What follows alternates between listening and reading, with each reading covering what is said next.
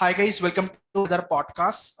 This podcast is with regards to the development study Mumbai campus. Today we have Deepanshu Bhatt from J&K, Jammu and Kashmir. Hi Deepanshu, Hi, sir.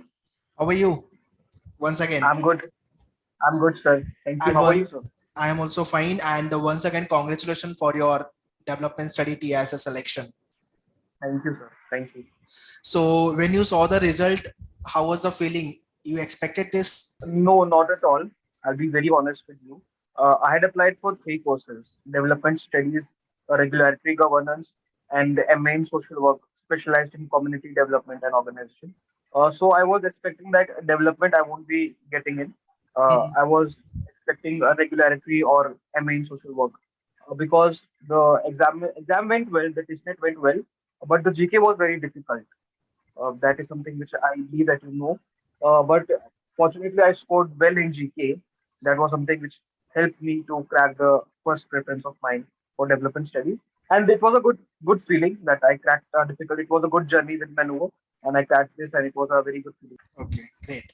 So before we jump to the question, can you brief about your background part, academic, and how this idea came into the picture? How you thought about Yes. think of when you have thought of okay, I have to apply for the TISS. I want to go into the TISS. So as you know, I'm from Jammu and Kashmir district, Pulwama, and my graduation was in management studies from Narsimulji College of Commerce and Economics, Mumbai. So because of COVID thing, my graduation got a bit delayed. So I ended my graduation in end of 2020. Then right after my graduation, I got a corporate job in one of the edtech companies. It's a big edtech company. I worked there for about a year, and then I completely left the job. I was not getting that satisfaction because corporate world is something which I believe that it is not for me. So then I came back to Jammu, and then I started to work in the social sector domain. I started to work in the migrant colonies of Jammu, which is particularly for the people who are migrating. So I started to work there for about 6 to 8 months. So during that time, I got to understand more about the social problems, their solutions. And one of my colleague told me that if you are passionate about these things, so why don't you like apply for TISS? So it is India's best social science university. And when I was researching about the institution, honestly, I got a lot of videos from Manoeuvre.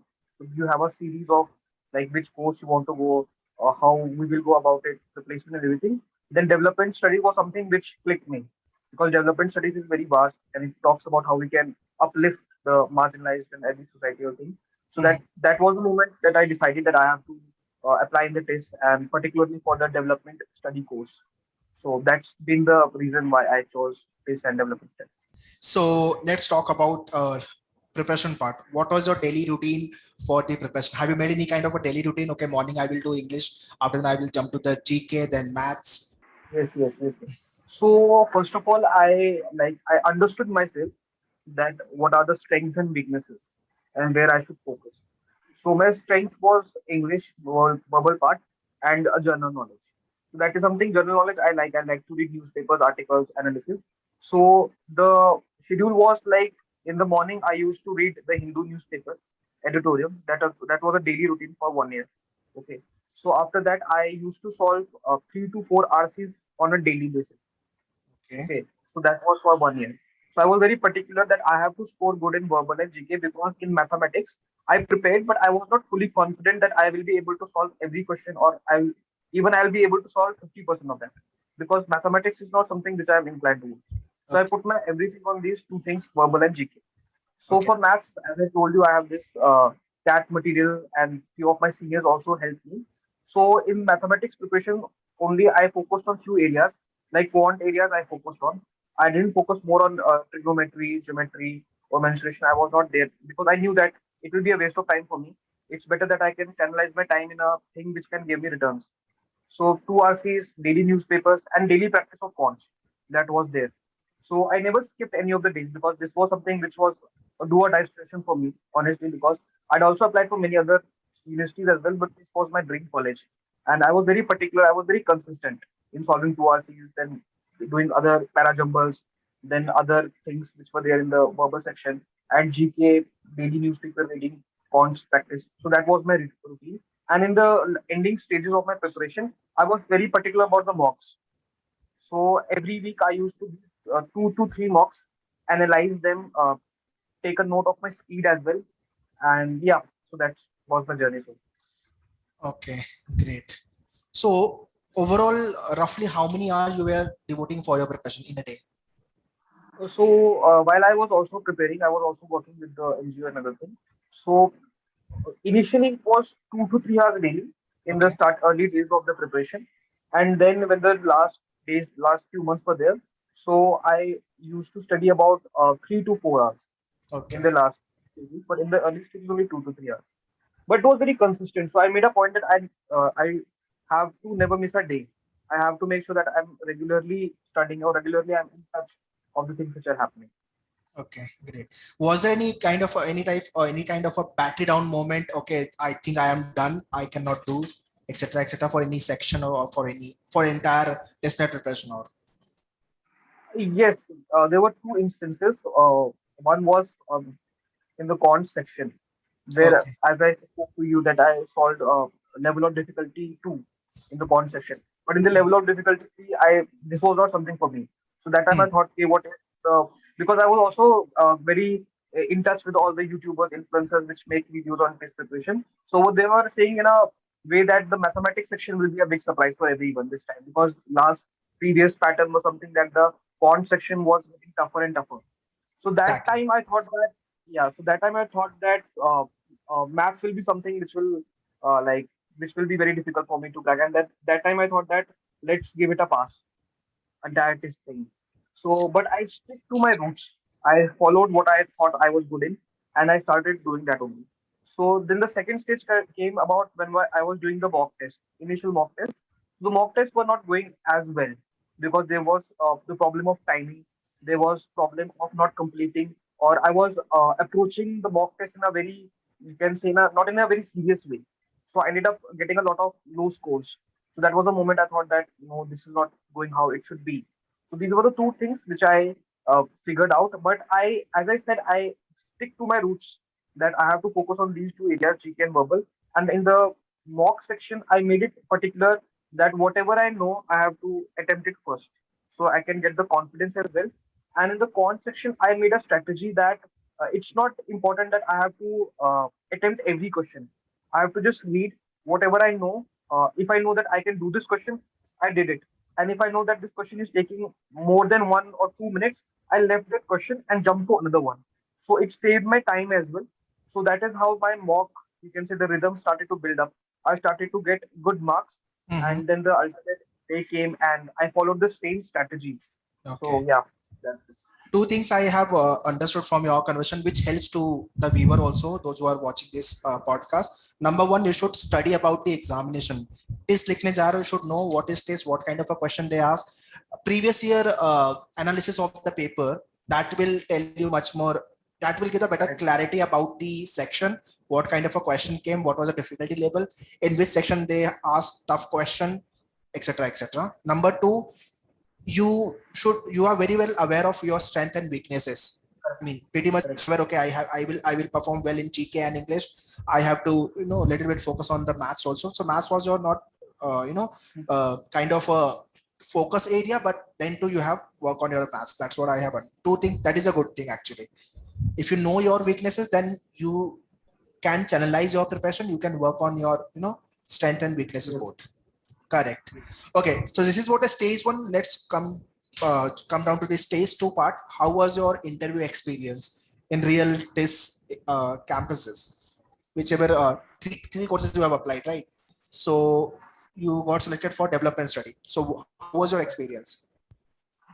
So honestly, my first interview was for MA in social work, community development one, and that didn't go well, honestly, because it was my first interview. I was very nervous, and after the interview, I analyzed my interview, and I thought that I was going very fast while speaking, and I was not making substance. Okay, and I was not clear on my closing. Whatever answers I gave, I was not very clear and comfortable in closing those answers, because is the faculty, the people who are taking the interview, in within 2 minutes they will judge you. Okay. They have that much of experience. They will Obviously, judge you obviously. whether you are just lying or whether you are actually dedicated to this program. So it's just a matter of 2 hours, and then other things are just, you can say, they are leading questions, and you have to give the answers. And the first interview really went bad. If you check my scorecard, the last exam, the last interview, the last subject was not good. And the next day I had development studies. So that night was very tough for me, very frustrating. So I just focused on 2 3 things, because development studies I have to go in. First of all, I made sure that I have to go slow. I have to make sure that my communication is very understandable to the people who are listening to it, and I am being very honest in my approach. I am not using the things or not telling the things which is not true or which is misleading, but these are the things which are fundamentally right. And the second and the most important thing which I understood in the development study interview was that you have to be very calm. That is very important. Okay, if you are thinking too much or you are thinking that whether they will judge me in a good way or bad way, but you have to keep your waters cold and you have to make sure that you are doing the right stuff.